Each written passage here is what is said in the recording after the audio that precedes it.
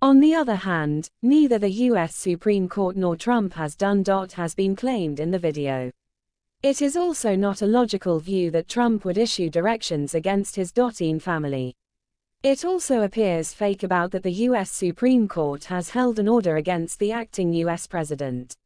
So much so that in another AI-generated video, it was shown that Trump was sitting on bed and saying he had been diagnosed with pancreatic cancer.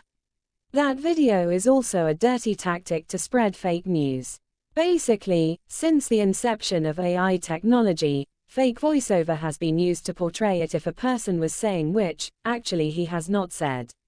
Recently, so many fake AI-generated photos and videos were made to show chaos claimed to be happened in Pahalgam in Indian-occupied Kashmir. It was claimed that the same was planned and done by neighboring country Pakistan.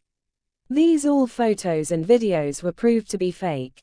There must international and national limitations about the AI-generated images and videos if same touch the boundaries and limitations about a person, his life, privacy and his family, and if disturbs or affects the policy and politics as well economics of a sovereign country for the purpose of ulterior motives.